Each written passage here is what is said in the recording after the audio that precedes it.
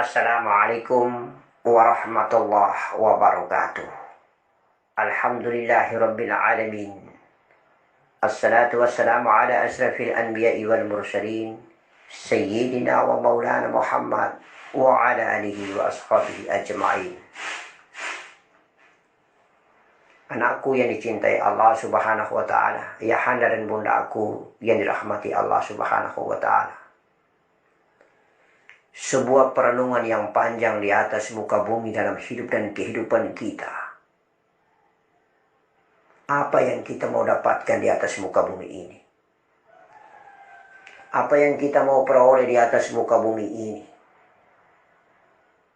Kalaupun kita berjalan di atas punggung bumi dalam deru masa panjang dan waktu yang terurai, tiada mungkin kita dapatkan sesuatu yang menjadi kekal. Harta yang kita kumpulkan begitu banyak pun akan sirna. Karena bagaimanapun kita mengumpulkan harta sesaat saja akan habis dan ludes. Apabila alam raya maya pada ini dicuci oleh Allah, dibersihkan oleh Allah Subhanahu wa taala dari kotorannya, maka semua akan dibawa pergi jauh melalui musibah dan malapetaka, melalui teguran dan ujian serta cobaan dari Allah Subhanahu wa taala. Bagaimanapun kita mengajar dan mencari serta mengumpulkan keuangan yang begitu banyak, saatnya akan sirna dan hilang.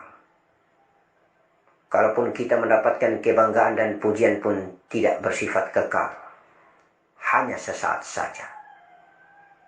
Dan sifatnya teramat sangat abstraktif.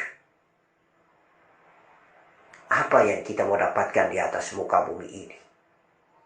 Kalaupun pangkat dan jabatan serta popularitas yang kita dapatkan pun hanya sesaat saja. Hanyalah kebanggaan dan pujian yang diberikan oleh manusia sesama. Apa yang kita dapatkan dan kita hiasi? Hamba Allah yang dimuliakan, hadirat manusia yang diciptakan Allah Subhanahu wa taala. Mari kita renungkan. Perjalanan di atas punggung bumi yang begini lama, ketika kita dilahirkan oleh ibu kita dari rahimnya yang suci dan bersih. Kita besar dan menjadi balik. Kita bersenang-senang di atas punggung bumi. Berjalan dari waktu ke waktu, usia kita bertambah. Dan kita hidup hanya bersifat sementara ketika kita mendapatkan asupan pelajaran pendidikan pengetahuan agama dari guru-guru murabi-murabi kita. Maka bertanyalah kita kepada Allah Subhanahu wa taala, Sang Yang Maha Agung yang menciptakan kita. Ya Allah, sebenarnya aku yang bernama Fulan ini untuk apa di atas muka bumi ini? Sudah 20 tahun usiaku. Sudah 30 tahun usiaku, sudah 40 tahun usiaku, sudah 50 tahun usiaku, sudah 60 dan 70 tahun usiaku. Ya Allah, sudah lama aku berjalan di atas punggung bumimu ini. Tapi aku sendiri belum sadar dan belum tahu misi yang harus aku kembangkan di atas muka bumi ini, yang harus aku jalani. Af'al yang harus aku lakukan sesuai dengan kehendak, petunjuk, ridho dan amanahmu. Sebelum engkau masukkan ke dalam alam mani, sebelum aku masuk menjadi manusia zahir, ketika aku masih berada di alam jiwa, di mana ayah dan ibuku bersepakat melalui mani-manikam, tanamkan dan titipkan aku ke dalam alam mani. Sebuah perjanjian yang engkau berikan amanah itu tentang qadarullah, tentang qadarullah, tentang qadarullah, jodoh, rizki dan maut ataupun ajal. Dan qadarullah dirimu atas diriku yang telah kau tetapkan sebagai sebuah perjanjian yang indah. Apa sebenarnya tugasku di muka bumi ini, ya Allah? Engkau hanya memberitahukan tentang tugas umum, bahwa tidak aku ciptakan jin dan manusia kecuali beribadah kepadaku, katamu ya Allah.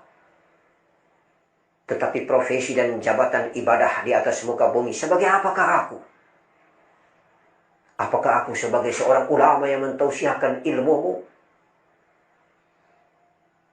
Apakah aku engkau misikan sebagai pengemis yang meminta-minta di atas muka bumi?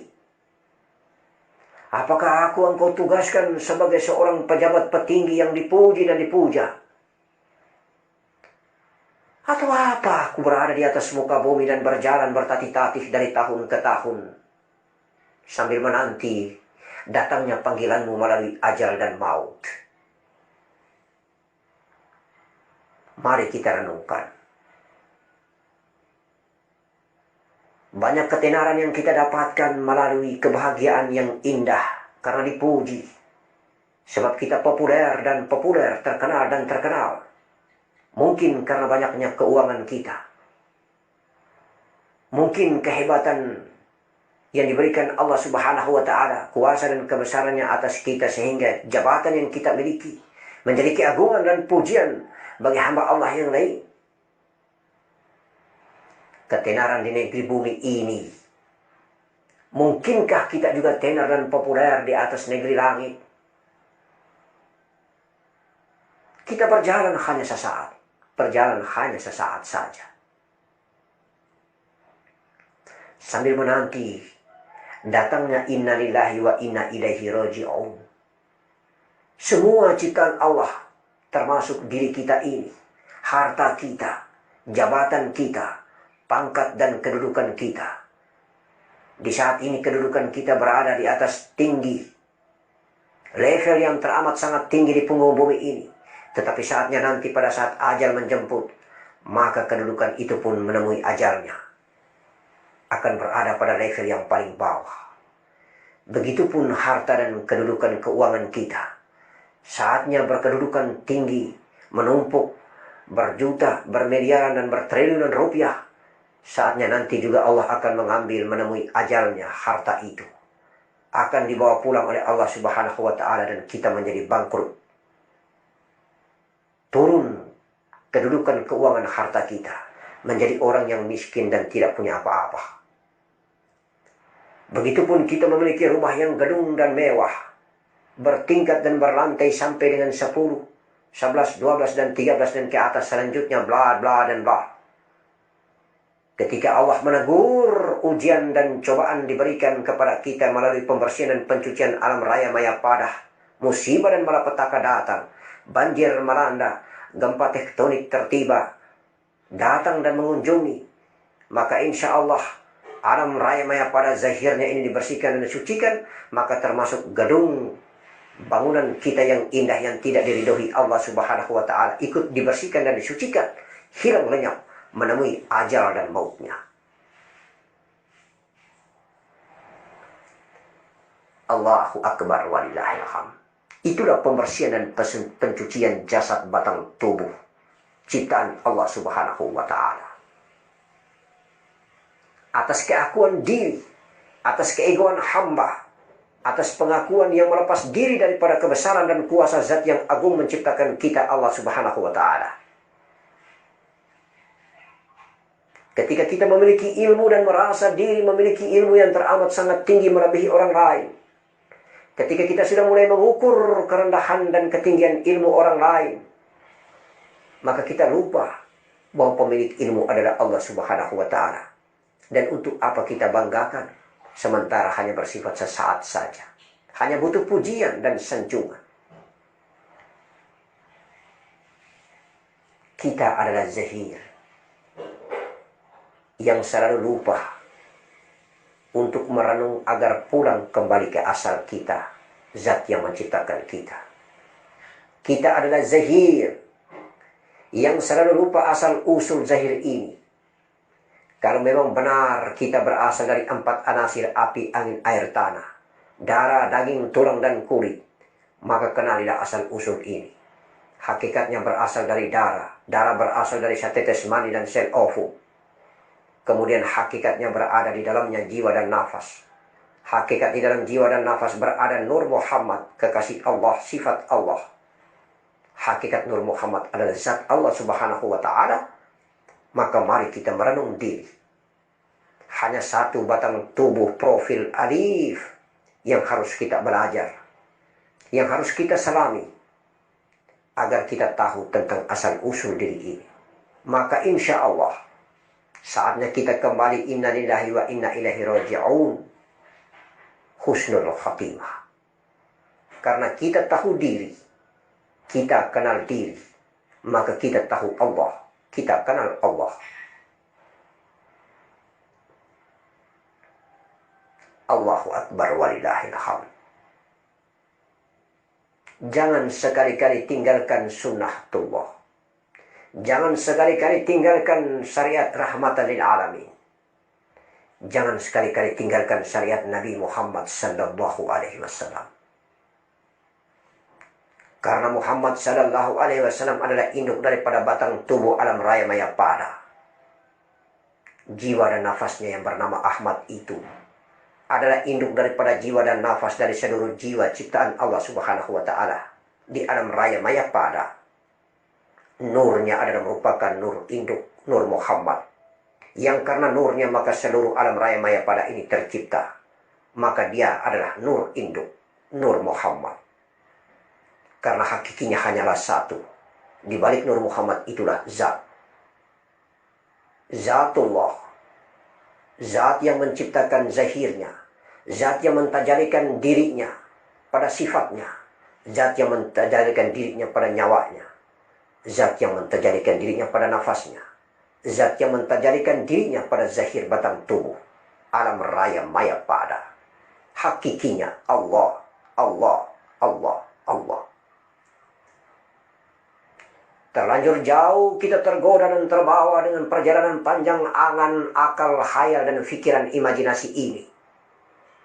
Maka semua pun berkolaborasi, bergelimang indah di dalam permainan bola khayalan ini. Baik ketika kita mengunjungi Allah pada tempat singgasana Baitullah, maupun pada saat kita beraktivitas bumi atau dunia. Selalu saja kita dipermainkan dengan khayalia-khayalia indah. Baik secara nyata maupun secara kasaf mukassafah.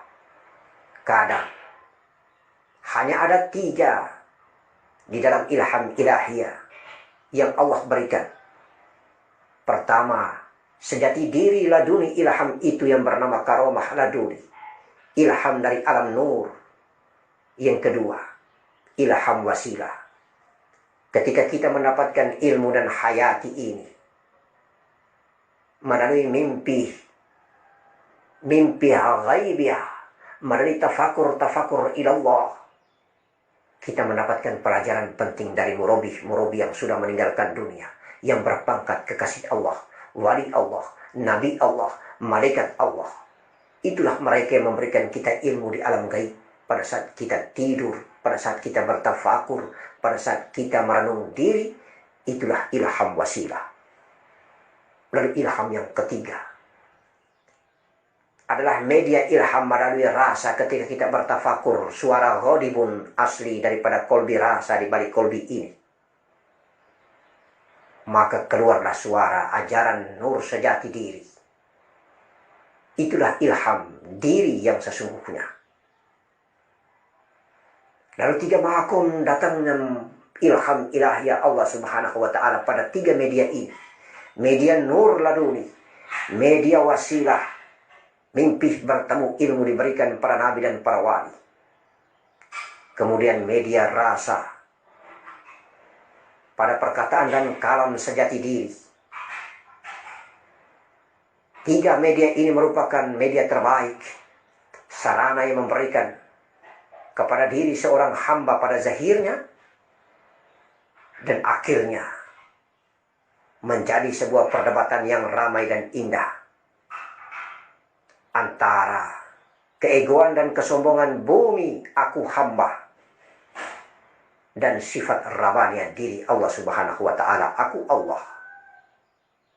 Apabila hijab bumi ini teramat sangat tebal akibat daripada faktor makan dan minuman bumi, maka aku hamba lebih unggul daripada aku Allah.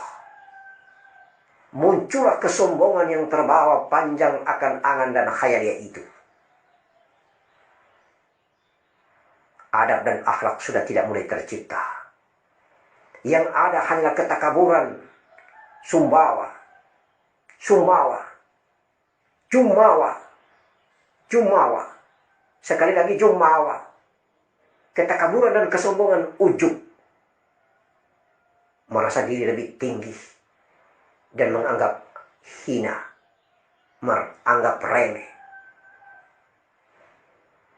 Daripada hamba Allah yang lain. Sikap ujub, takabur, dan sombong inilah akan membedakan diri kita dengan sifat iblis yang diciptakan Allah Subhanahu wa Ta'ala. Memiliki rasa ujub dan sombong karena ketinggian ilmu, tetapi adab dan akhlak tidak dimilikinya. Maka mari semakin tinggi kita terbang seperti burung. Tetapi ingatlah dasar pijak kita berasal dari bumi. Merendahlah. Bersyariatlah. Merendah dengan cara bersyariat ikut tuntunan baginda Nabi Muhammad sallallahu alaihi wasallam yang menjadi batang tubuh induk dari segala batang tubuh. Menjadi jasad induk daripada segala jasad. Menjadi jiwa dan nafas induk daripada segala jiwa dan nafas. Menjadi nur yang induk daripada segala nur yang ada pada diri. Insya Allah. Titipan warisan amanah kitabullah wa sunnatullah. Janganlah kita lepas. Itulah syariat baginda Nabi yang agung. Ad-dinul Islam. Apabila engkau menegakkan syariat di waktu takbirmu, maka itu berarti engkau telah membersihkan darahmu. Karena hakikat takbir itu adalah alif. Engkau berdiri seperti alif. Maka engkau telah membuat solat pada dirimu sendiri. Engkau telah membersihkan dan mensucikan darahmu karena anasir alif itu adalah api dan api itu adalah darah. Apabila engkau ruku, maka engkau membentuk huruf H. H itu beranasirkan angin. Bersifatkan tulang pada dirimu. Engkau telah ruku dan membersihkan serta mensucikan tulangmu, wahai anakku. Apabila engkau sujud membentuk anasir huruf seperti mim. Huruf mim itu beranasirkan air. Berarti engkau telah membersihkan dan mensucikan dagingmu, anakku. Lalu engkau duduk di antara dua sujud. Engkau membentuk huruf dal. Huruf dal itu terkandung anasir tanah. Maka engkau telah membersihkan dan mensucikan kulitmu, uratmu, bulumu. Engkau sempurna. Memberikan salam kanan dan salam kiri. Engkau sempurna. Memberikan salam kepada jantung, empedu, limpa, hati, dan paru-parumu. Engkau sempurna. Memberikan salam kepada seluruh alam semesta raya maya pada yang berada di sebelah kanan dan alam semesta raya maya pada di sebelah kiri. Sesungguhnya di sebelah kanan dan di sebelah kiri itu ciptaan Allah Subhanahu wa Ta'ala. Engkau berdoa, engkau menyatukan kedua telapak tanganmu. Engkau telah menyatukan syahadat Allah, syahadat Rasulullah, asyhadu an la ilaha illallah wa asyhadu anna Muhammadar Rasulullah. Engkau telah menyatukan dua dinding tubuhmu.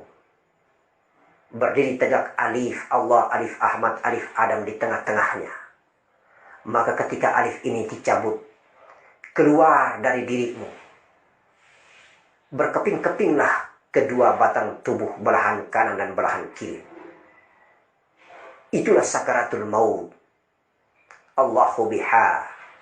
Allahu biha. Allahu bihusnul khatimah. Allahumma hawin alaina fi sakaratil maut wal najata minan nar wal afwa indal hisab. Allahumma hawin alaina. Allahumma hawin alaina fi sakaratil maut wal najata minan nar wal afwa indal hisab. Itulah doa. Doa yang teramat mulia agar kiranya alif Allah, alif Ahmad, alif Adam yang berada di tengah-tengah batang tubuh ini, apabila tercabut, keluar, menuju dan menyatu, mulai dari bawah perut ini, hingga sampai ke atas kerongkongan, lenyap di dalam ubun-ubun kepala, maka insya Allah mudah-mudahan husnul khatimah. Nafas ini bergelora bukan hanya untuk dirinya, tetapi ketika dia masuk melalui rongga hidung, membentuk jiwa dan tenggelam di dalam negeri rasa, dia pun ikut membersihkan dan menghancurkan darah-darah kotor pada jantung ini. Sehingga apabila dia kembali pulang ke atas, menuju ke kerongkongan, insya Allah di balik godibun kolbi ini, dihantar oleh malaikat Israel alaihissalam, maka insya Allah nafas jiwa yang berada di balik tulang sulbi ini pun ikut tersedot angkat ke atas. Bersama-sama menyatu mereka pada kerongkongan ini, nikmat indah terasa. Insya Allah kemudian lama bergelimang di seputar dahi Baitul Ma'mur, tenggelam di dalam Baitul A'la, di ubun-ubun kepala ini, maka lenyaplah di dalam zat Allah. Insya Allah kita tiada, yang ada hanyalah Allah subhanahu wa ta'ala. Husnul khatimah, kita telah dijemput sakaratul maut. La ilaha illallah, la ilaha illallah, la ilaha illallah Muhammadur Rasulullah. Itulah Muhammad sallallahu alaihi wasallam dalam batang tubuhnya. Jiwa dan nafasnya bernama Ahmad, nur ini bernama Nur Muhammad. Dan kita di balik Nur Muhammad ada zat kita, zat Allah, zat yang agung, yang selalu mengatakan dirinya bahwa aku adalah sir, aku adalah rahasia. Aku berada di balik sagofa, berada di balik fuad, berada di balik kolbi, berada di balik dada. Itulah mahligai dada yang aku ciptakan. Aku berfirman dalam hadis qudsiku, ya Rasulullah, ya Nabi Allah, Assalamualaikum ya Nabi Allah, Assalamualaikum ya Rasulullah. Engkau telah membawa agama yang indah ini, yang akhirnya aku tahu tentang aku belajar jalan pulang, yang akhirnya aku tahu aku belajar tentang asal-usul diriku, yang akhirnya aku tahu bahwa hidupku ini hanyalah bersifat sementara. Apa yang aku banggakan, apa yang aku puja dan aku puji hanya sesaat saja, hanya membuat sumringah daripada wajahku ini, wajah jelek dan rupa jelekku ini. Padahal ketika aku tahu bahwa asalku ini dari dirimu ya Allah, maka aku hiasi wajahku ini dengan sujud, aku hiasi wajahku ini dengan ruku, aku hiasi wajahku ini dengan tafakur dan merenung diri, aku hiasi wajahku ini dengan menyirami air wudukmu yang kau ajarkan melalui Nabiku Muhammad sallallahu alaihi wasallam. Terima kasih ya Allah, terima kasih ya Nabiku, engkau telah menuntun aku di muka bumi ini untuk mengafalkan semua kehendak dan ridhomu. Assalamualaikum warahmatullahi wabarakatuh.